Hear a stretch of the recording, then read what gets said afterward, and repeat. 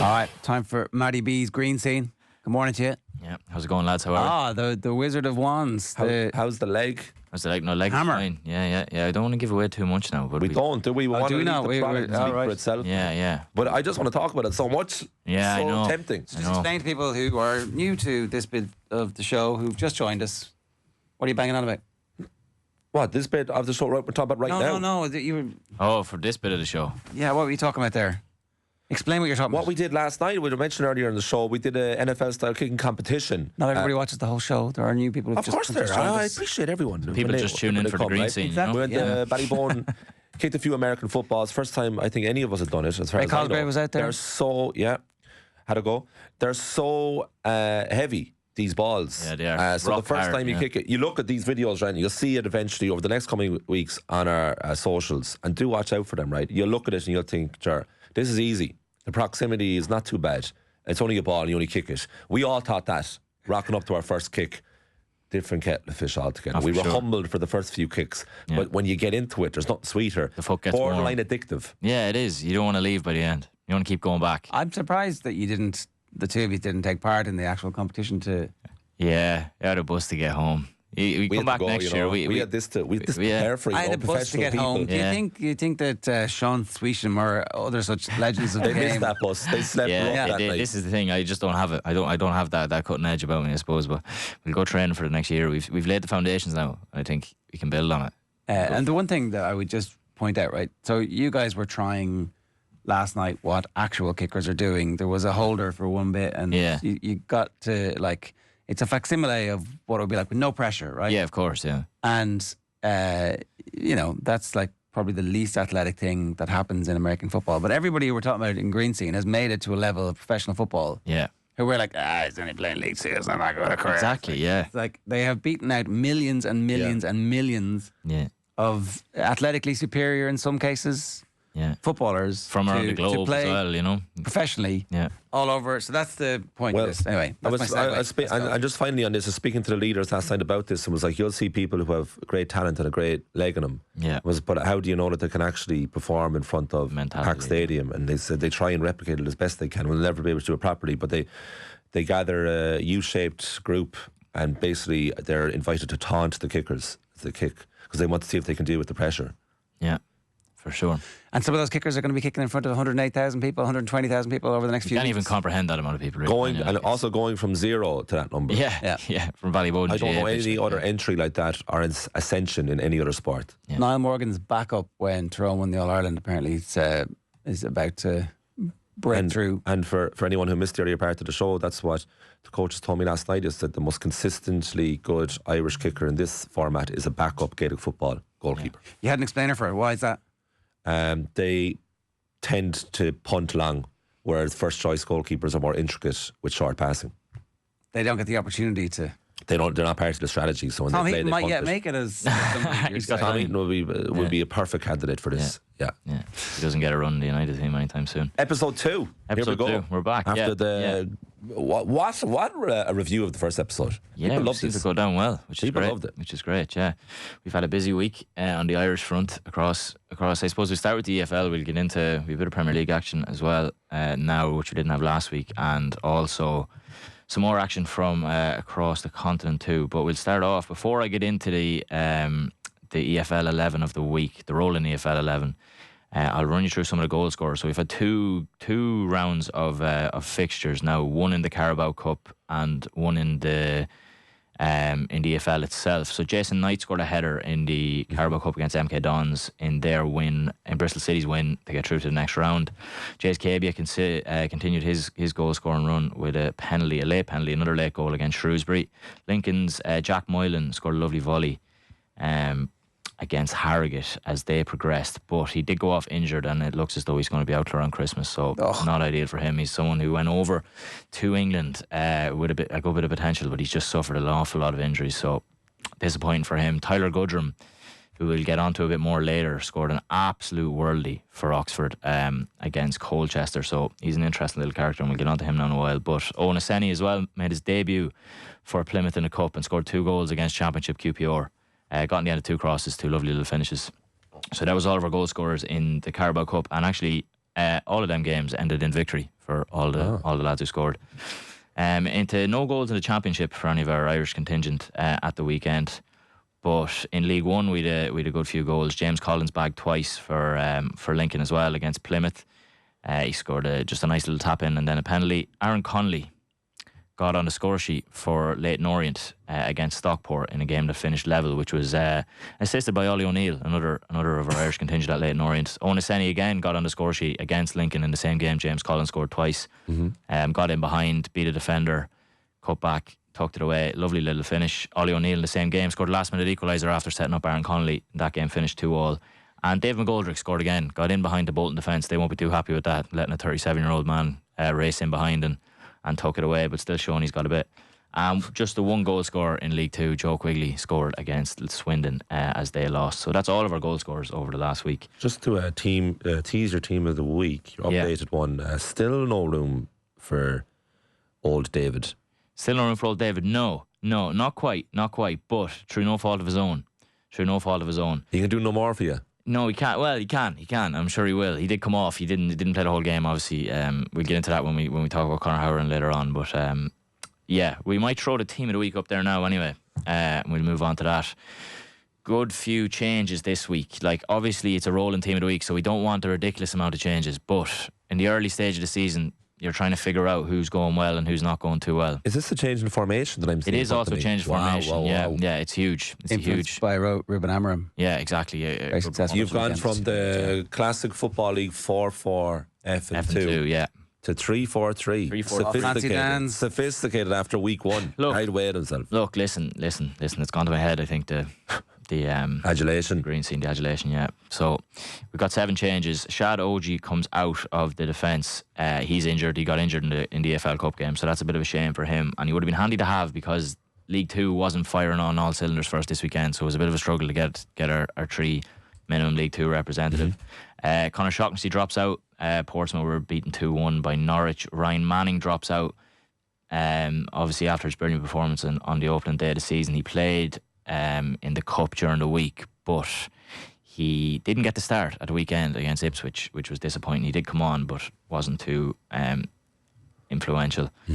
Jamie Mullins drops out, played the full 90, never really got into the game for Wickham. Ronan Curtis drops out, as I mentioned. The wingers weren't firing on the opening day of the season, so Ronan Curtis drops out, but wasn't actually bad himself. The game finished 0-0 with 10 men again. I think that's the second red card Port Vale have gotten this season, but again held out to draw 0-0. Jace Cabia drops out. He did score in the Cup, as I mentioned, but he missed a penalty at the weekend, and some of our other strikers were flying. And then Aaron Drennan drops out, just a quiet couple of games. As I said, strikers are going well. In comes Anthony O'Connor, 2 League 2 defenders, Leo O'Connor at Tranmere and Anthony O'Connor at Harrogate. Ollie O'Neill comes in the midfield. Anthony O'Connor used to play for Kilreen Celtic. Yes, he did. I played against. They were always lethal. Yeah, was he a centre half back then as well? Oh, sorry, I didn't play against him now. I played against the club many a time, but they always produced sensational players. It's funny you say that, because there's another club in here. I'll just run through the 11, actually, just instead of going through the ins and outs. So Josh Keeley keeps his place in goal for Luton. They did lose at the weekend, 2-1 away to Bradford, which will be a tough place to go. Bradford have a good little thing going on. They're packing out the stadium. They're selling their tickets for very cheap. And they were doing the same in League 2. They were getting higher attendances than teams in League 1, so that'll be a very tough place to go. Bazunu hasn't really done enough, I think, to dislodge Josh Keeley, so he's going to keep his place in the team this week. Leo O'Connor, as I mentioned, comes in, one of 3 men in the team who've played for Villa FC and Waterford, which is fairly random now, but we'll get on to the others in a while. Leo O'Connor was obviously on the books at Man United and Celtic. He's 25 now. He's had a decent little start to the season. Tranmere have been very good. They drew 1-1 at the weekend, a very late goal to concede. And as I said, the League 2 representatives were hard enough to come by, so Lee's in there. Boston Lawal keeps his place in the team. He started midfield in the Cup against Fleetwood. They won that game on penalties, and they had a good comprehensive win over a struggling Sheffield Wednesday at the weekend. He started at centre half in that game. They pick up a yellow and finish the game in midfield, but the game was over, so it's hard to kind of read into that too much. And our final defender is Anthony O'Connor, as I mentioned, got man of the match of the weekend for Harrogate.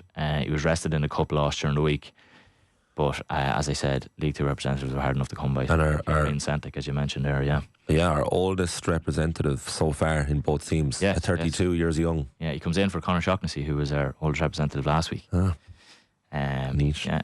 Now, into the midfield, as I said, a change in formation.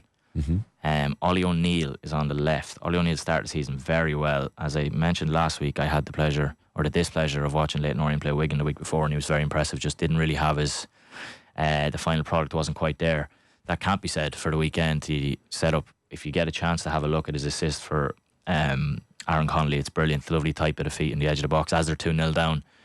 Lays it up for Connolly, who was a first time finish.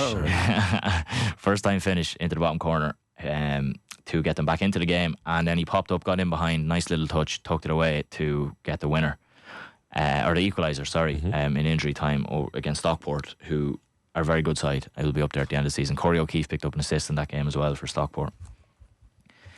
Then we move further into the midfield. Then Jason Malumbi makes his first appearance. This is a very recognisable central midfield. It is, yeah. Could well be something that we see in the upcoming internationals. The second of our Villa FC contingent, former Villa FC contingent, it's just been good. As I've been saying, for a lot of these players, they've been consistent. It's a rolling team of the week, obviously, so it's not totally dependent on their most recent performance.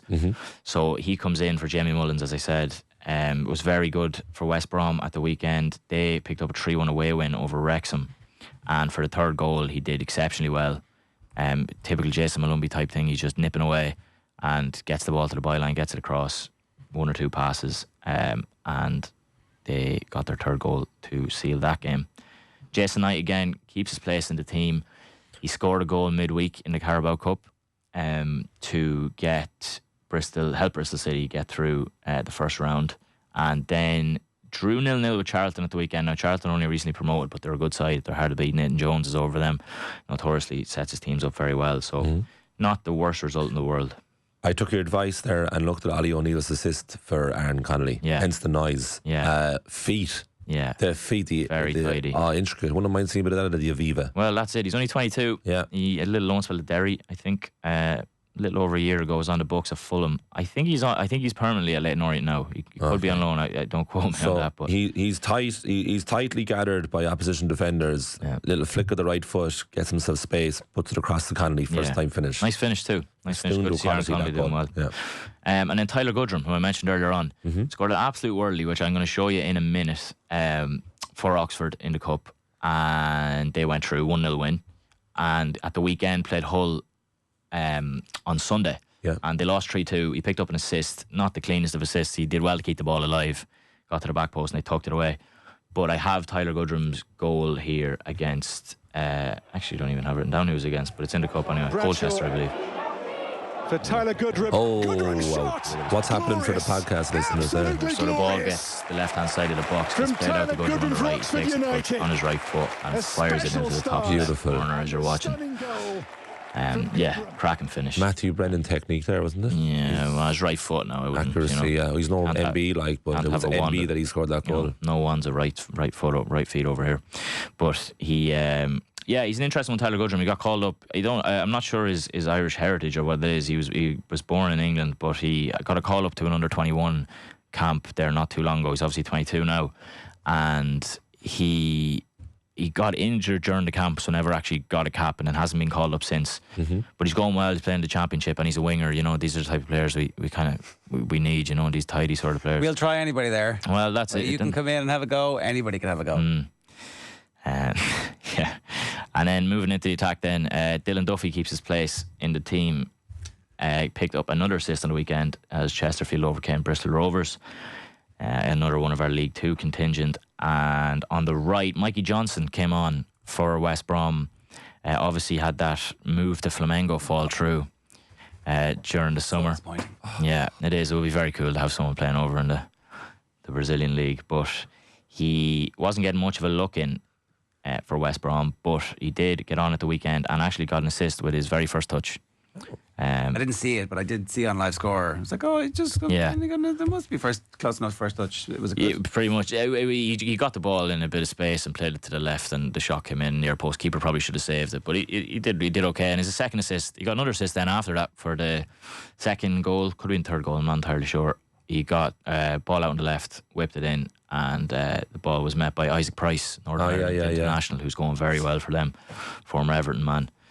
So 20 minutes, akin to Ryan Manning's performance. 20 minutes. Yeah. There's a place for that. Couple of Impact. assists, There's a place if you have good impacts here and Matthew Brennan's team. Sure. MJ, like, oh man, to go to Brazil would have been unbelievable. Did you see that Brazilian podcast where they rang up Robbie Keane and they asked Robbie was like, you'd like him, he's a good winger. Yeah. It's like, I presume he would have been the first Irish international just playing the Brazilian league. I think so, yeah. Jamal Lewis, the Northern Irish international, that played over there. I remember looking into it at the time. David Bentley went to Russia because it was sold to me he'd be the first English player to play in the Russian league. He said, well, I'll go for it.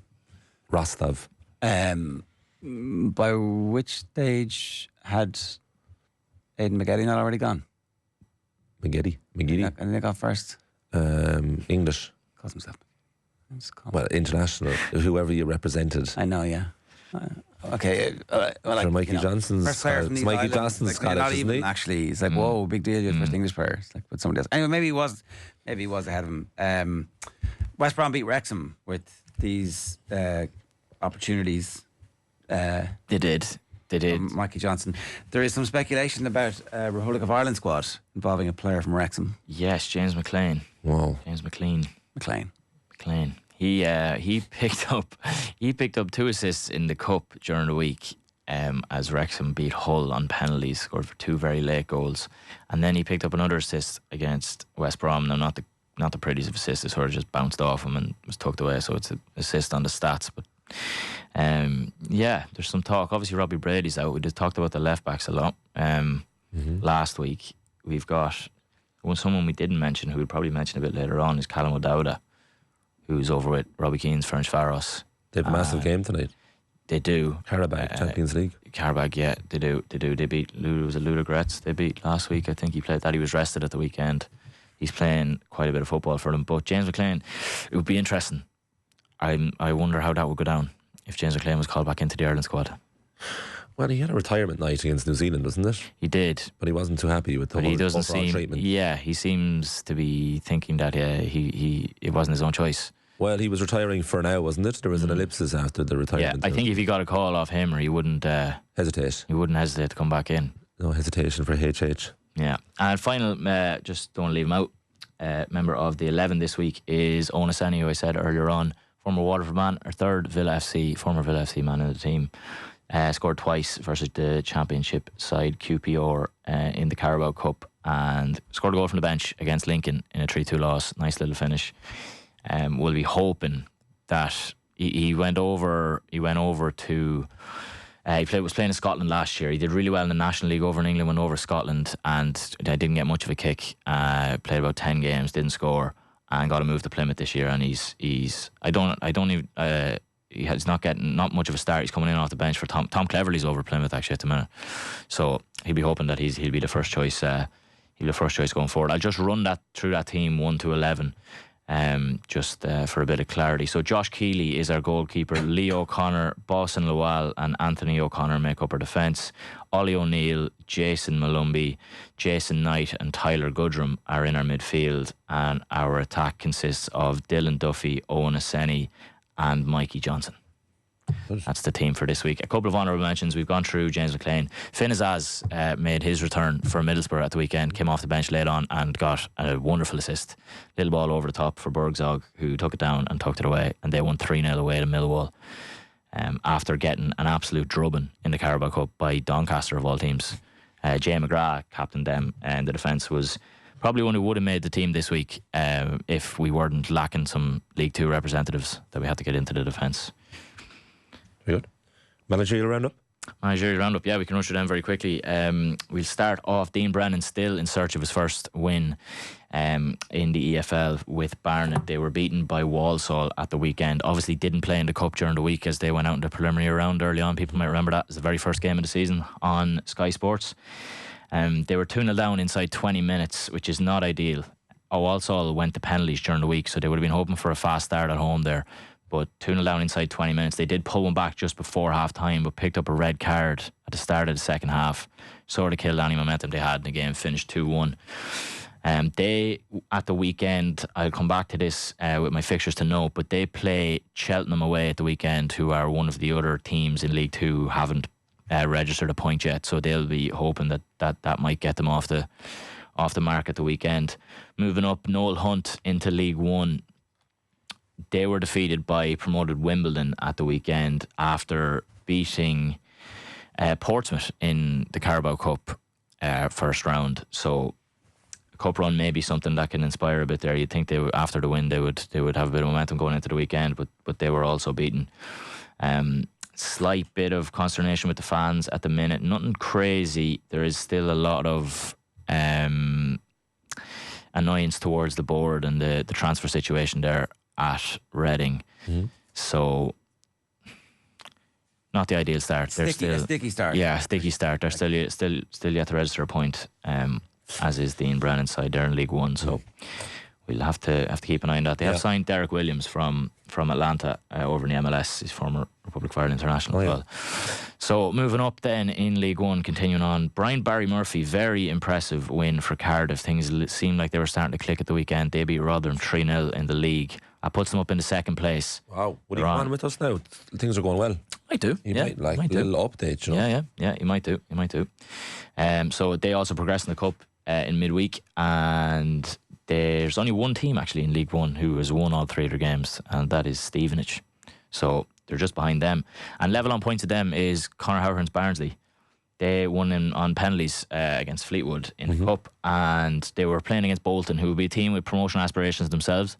With their 11 men, 11v11, Barnsley were well on top, went 1-0 up, as I said early in the second half, through David McGoldrick, set up by Luke O'Connell. People might remember Luke O'Connell was a bit of a wonder kid at Celtic, was touted for big things. He's now the captain at Barnsley. Right. And he's not that old. I think he's only maybe 23, 24. Left back? No, central midfielder, defensive, holding midfielder, yeah. He used to have the long curly hair. He doesn't have that anymore, but yeah, very, very important cog in that Barnsley team. Last season, it was mainly a case of when Luke O'Connell played well, Barnsley played well, and when he didn't, Barnsley didn't. Right. But a good little assist from him, played one over the top. Dave McGoldrick beat the offside trap, not something I thought I'd be saying, and got in and tucked it away, showing he still has a bit of pace. But Channel 24. 24, yeah. And they then, so obviously we're going well at 1-0 and picked up a silly enough red card. One of their midfielders, he got 2 yellows, and Dave McGoldrick was taken off by Conor Hourihane there, and a late enough goal made it 1-1, and that's how it finished. The draw there leaves them third, level with Brian Barry Murphy's Cardiff. So that's good to have 2 lads up there. If Noel Hunt can pick up a couple of wins, we'd be looking fairly pretty there in League One. And lastly, our championship representative, Alan Sheehan at Swansea, they had a good win in the Cup. Obviously, the championship are a match week behind the League One and League Two. So they had a good win over Crawley in the Cup, expected to win, and they did. And then played Sheffield United at home. Sheffield United will have promotion aspirations themselves, albeit they have not started the season at all well. Got hammered by Bristol City on the opening day. And a 1-0 loss for them against Alan Sheehan Swansea at the weekend. So it's good for them to get off the mark. Got to go through their Brazilian man Ronald after 66 minutes in that one. So that's the managerial roundup. I suppose our manager of the week this week. Tough one. What do you think? What do you think based off of that? Brian Barry Murphy, Conor Hourihane only got a draw. So it's Alan Sheehan or Brian Barry Murphy. I'd be happy enough to give it to Brian Barry Murphy. It seems like things are starting to click. Yeah, Friend of the show will be a bit biased. BBM. Yeah, I think so. Because it could have gone either way for Brian after Leicester. Because he was involved with Ruud van Nistelrooy. Yeah. Wonder what's going to happen to him. And it's not an easy job he has there at Cardiff either. I was saying that last week. That owner, the amount of pressure under that owner. An incredibly young team. Incredibly young team. Photographs of his dad hurling for cancer. He looks unbelievable at the moment. Looks like he could still be playing if he wanted to. Jimmy? Yeah. Premier League roundup? Premier League roundup, yeah, not a whole lot. It's a good reminder for people, though. Yeah, it's just even the names. So I'll run through the names that we even actually have in the Premier League. There's not a whole lot of them. No. Mark Travers was on the bench for Everton last night, as was Seamus Coleman. Jake O'Brien played 90 minutes at right back after the late penalty. Had a chance of a header in the first half that if he had back again, you think, oof. Yeah. Do we want Jake O'Brien at right back? Yeah, I would have been the team. That's where he's going to play. There's no way he's getting in now. If he was going to get in, it might have been last night. They picked Michael Keane to replace the injured Branthwaite. When he was on with us, Jake O'Brien, the last time on the show, he said he's a centre back playing right back, but he's obviously happy to do it. But even with the Irish team, like you'd imagine it'll still be certainly Nathan Collins and probably Darragh O'Shea. So he'd still probably, if he's going to play it all, will play right back. Or even Liam Scales, as you mentioned in your notes later, Liam Scales hit a landmark. He did, so, like, Celtic, yeah. So Liam Scales is our left back, right? Left-sided centre-half. But we'll play with him at left back with no left backs available in the squad. So you play with 4 centre backs across the back. I think Callum O'Dowda might start. I think he fancies him. Yeah. I think so, yeah. I think so. He got a run the last time out, didn't he? Yeah. But then again, yeah, you wouldn't know. I suppose Liam Scales has played there too. It'll be interesting to see. I would pick. Like Jacob Bryan's really good at right back, so there's no problem with it. It's unconventional, but he is. Yeah. It's effective. Like it You works. like the 4 centre halves, Pep style. Yeah, I mean, not anymore. Pep's changed. He went through a period there of playing big boys. Very old. Yeah. Okay. I know they were when they had the treble. He'd 4 at the back, did he? I can't remember. I can't remember the lineup in the final, but he went through a period of playing 4 centre halves. Nathan Collins, I like your description here. Dreadful start, not great, not awful individually. Yeah, I think the same could be said for Queevy and Keller as well. Brentford, look, listen, I suppose we may rope Keith Andrews into this as well. Really not ideal. But look, you can preface all of this with it's one game. It is one game. Totally. There's no point in overreacting either way. If you had gone on 1-3-1, you'd be saying the same thing. Yeah. But it's just not what you want in your first game. There's enough pressure or cameras on you anyway. You don't want to increase that. I just looked up the Man City team for the 2023 Champions League final against Inter. Akanji, Diaz, Ake, Stones. So yeah, he was going. That was his period. Yeah, that was his 4. Yeah. So we had the Brentford boys. Josh Cullen played reasonably well against Spurs. But they were. I only saw the highlights of that game. I saw they had chances in the first half. They weren't bad apparently. Yeah, they had chances in the first half. If you're into your stats, Josh Cullen supposedly created the most chances in the game. 5 more than any other player on the pitch going forward, which we're not really used to seeing from Josh Cullen. Usually the whole issue is he plays it sideways, he plays it backwards. Same for Jason Knight. So look, positive on that front for him individually. Burnley won't be reading too much into a game against Spurs. They'll have bigger fish to fry in their own context. Compliment the Spurs there. Compliment the Spurs. They weren't so good last year. Yeah, this is true. Matt Doherty played 90 minutes against Man City. Is that a good thing? It's tough on Matt Doherty not getting in, right? Not getting into the Ireland team. I mean, yeah, he's one of our few starting Premier League players. Yeah, he might be more likely to play that. Like, play Doherty left back out of position than Liam Scales left back. Maybe both of which you would say are superior options to James McClean, would you? I don't know. Like, yeah, I would. At this stage, I would. Yeah, depends. It probably depends on the opposition, but overall, well, for the World Cup campaign, you wouldn't. McClean. Yeah, I wouldn't be mad to have McClean back. Really, I'd be happy for him. Yeah. It's nothing personal. Like, I think we have a fair few options in that area of the pitch. It's not really. Yeah, we do. Yeah, centre mid is what I'm concerned about, to be honest. Yeah. McClean's fine. Like, McClean's decent to have as a squad. I don't think he'd do any harm in the squad. Yeah. I think like to be fair, of a team who hasn't achieved a whole lot, he's one of the few who has qualified for a tournament. Like, you know, so yeah. I'm not sure. Yeah, the midfield, as you say, the midfield's always the concern. That's what we're always talking about, not having those. And that's your next man on this list, a guy who I'm very Andy Moran with. Andrew Moran, not in the squad. Yeah, not in the squad for Brighton. I'm not sure he would have expected to be in the squad, but he's been linked to a move away. Now, he was in the Championship with Blackburn a couple of years ago, went well. He was at Stoke last season. Mark Robbins came in, didn't really fancy him for whatever reason. So he's back at Brighton now, but I can't imagine he'll be there by the time the transfer window closes. Mark Robbins still there because he's a big Boston Lowell fan. Yes, yeah, Mark Robbins is there. Yeah, Mark Robbins only came in. He's only there a couple of months. Like, no. But not that he would have seen Mark plays. Not that old, is he? Maybe he is. Our biggest Blackburn supporting fan of this show waxed lyrical about Moran's time with Blackburn. Yeah, said he was fantastic. He's been linked obviously with move. Like, a move abroad for someone like Andy Moran might not be any harm, but he's been linked with a move to the MLS, which would slightly concern me. I hope he doesn't do that. I'm not sure if there's anything in that, but the great players playing in the MLS. I think if you excel in MLS, it might be sufficient to play for Ireland. Like John Duran came from the MLS, you know. Maybe came from the MLS though. Yeah, for 20 million. Yeah, I would sooner see him go to Germany or Italy or Spain. But snob. Look, that's just my opinion. Snob. That's just my opinion. But I think he'd be on the move, so he's one to keep an eye on. I haven't got him in here. Obviously, he's not in the Premier League, but Will Smallbone seems to be out in the cold at Southampton. They don't seem to have. Will still doesn't seem to have him in his plans. Right. So I can imagine. I hope anyway. if he's not in the plans, that he gets a move. I haven't seen any concrete links anywhere. But I thought he was injured. No. See, he had a bit of an injury, but it does just seem as though he's not in. I saw a couple of reports during the week. Now, look, we'll see. Things can change very quickly. Lads can come in out of cold and in there very quickly. But Alan Brown was not in the squad for Sunderland. You would wonder what his plans are. I'd imagine he'll stay. He'd probably fancy just getting a couple of Premier League appearances under his belt, like stay around the place. I think he might could be one of those deadline day moves away. Could well be under the radar. Wouldn't be entirely shocked to him back at Preston even. Alex Murphy then was the other one that I had, not in the squad for Newcastle. But that's the lot. There's obviously a couple of lads. Frank Ouma's at Palace, like not in and around the first team, but those are basically our lot in the Premier League, which is, like, I don't know about you, but it's not great reading. It's not great, but I'm very into your finalist here, outside of England. Okay, outside of England. Troy Parrott, he bagged again. He scored in every game he's played. So who are you picking at the moment? If you're Heimer and everybody rocks up fit, you're like, which of you guys are, you're scoring a goal every game? Yeah, he has to start. You have to start him anyway, for sure.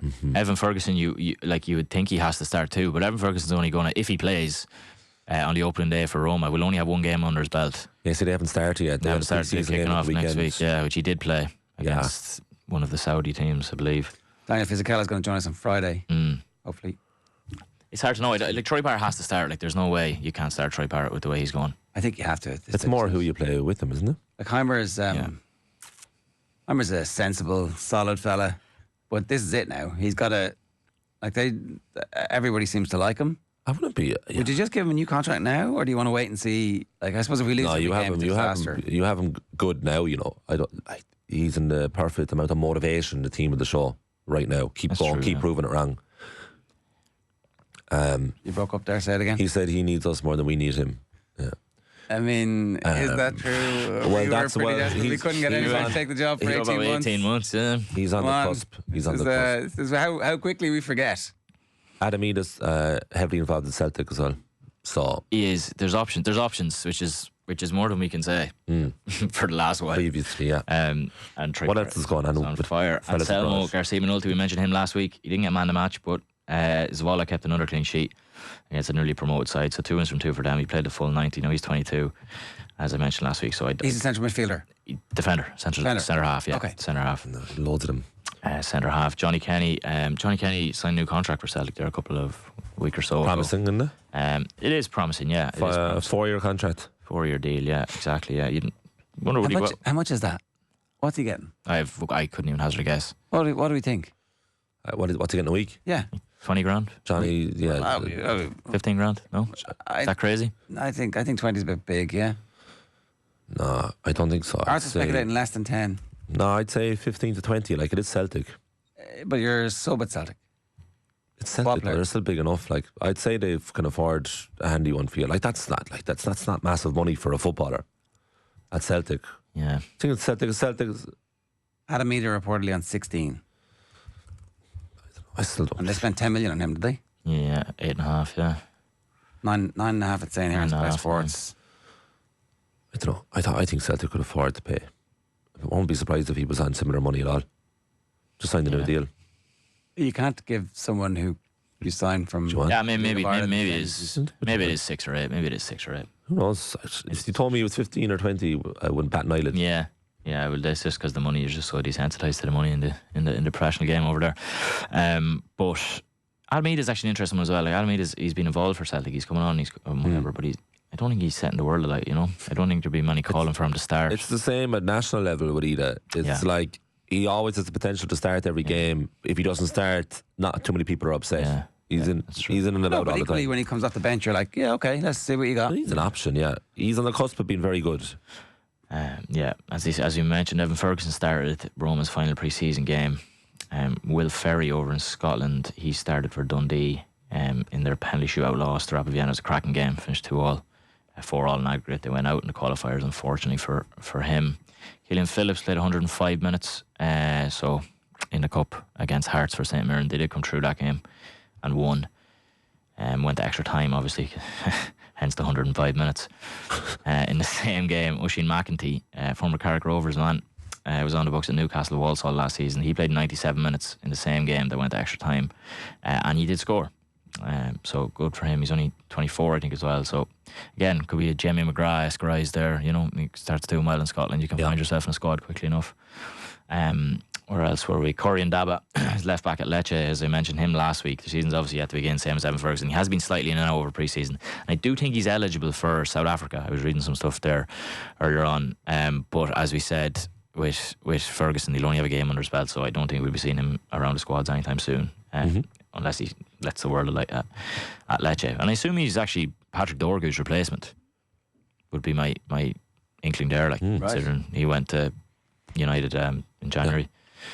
Festi Ebisele made his first start of the season in the league for Istanbul Başakşehir. Played very well, had a very good goal line clearance actually. If you get a chance to look at it, it's floating around on Twitter there. He was caught maybe sleeping a little bit and got back. His pace and power is just something that it's one of the intangibles really. But he's not getting too many minutes in the qualifiers, which would indicate to me that he's their second choice, considering they're still in the qualifiers. Playing where? Playing right back? Played right back at the weekend, yeah. Now, with Ireland, we'd envisioned him as more of a winger, I suppose, wouldn't we? A bit further up the pitch. Well, that's what he was when he came on in the Finland game. He was very good. Yeah. What else have we got? We mentioned Callum O'Dowda earlier on. Joe Hodge got 87 minutes again for Tondela over in Portugal. But they lost 1-0. So that's the bulk of... John Patrick was excited about John last Patrick, night. yeah. John Patrick, they got relegated last year to the second division over in France, and he hasn't been getting... I don't know what the story is there. I don't know if there's a bit of an injury or if the manager doesn't really fancy him, and he got 20 minutes at the weekend. He's been coming off the bench. And they obviously won the game at the weekend, so it'd be interesting to see. I'd be surprised if he's in around the squad, just considering they're playing in the second division over there. I can't believe Liam Scales is 100 games at Celtic. 100 games at Celtic, yeah. That was. He didn't get in play in the cup. He didn't play in the cup. They hammered Falkirk at the weekend. And he didn't get in. He didn't get in for that. But the game previous to that was his 100 appearance for Celtic. So he's racked it up fairly quickly, to be fair to him. Big game for Robbie Keane, and as we said, Colm O'Dowda, Grange Forest was Carabao tonight at 8 o'clock. Yeah, that's huge for them. They had a very good win last week, and Colm O'Dowda played the full 90, so getting minutes at left back, which is again going to be one of the interesting selections in Hamer's squad. 2 comments here. Massey Lyons member, good morning. Blackburn fan has the opposite opinion of Roy Lammers of Andrew Moran's time at Blackburn. I said he was rubbish. Oh wow. Yeah, too lightweight. There you go. 2 completely contrasting views there. A game of opinions, I suppose. That's a beautiful game of opinions. Ida has been rotten this season, should be nowhere near the national team since Wade Jackson. Yeah, a lot of the Celtic fans aren't too keen, as far as I can tell. But again, Twitter is not a very nice place to be a footballer. True. True. Amon Bambadele was suspended. He was suspended, yeah. I saw a few people questioning why he wasn't playing for Strasbourg there at the weekend, but he picked up a red card in the final day of the season last year. When they just missed out on their Europa League place. So he's obviously suspended for the first game of the season, akin to Emi Martinez with Aston Villa at the weekend. These are the same things. Emi Martinez completely blowing Aston Villa's ability to qualify for the Champions League. Bawling his eyes out and still around. Yeah, he is still around. You're back. Okay. Yeah. Well, you're not having Emi?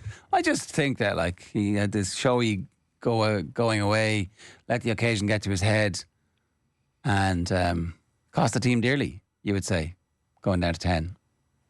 Before I go to, I have a few fixtures I just want to point out. You said we'd do a notification team. We're going to do that. Yeah. I was supposed to play this at the start. I hope it's still there. You might have already seen it. I might just let the video talk for itself, but there's a video here of the Ipswich Town fans at the Carabao Cup game during the week with their chant for... You can hit by, you can shot by an Irish centre-back. Centre-back. No reaction from him, is there? No, he's laughing.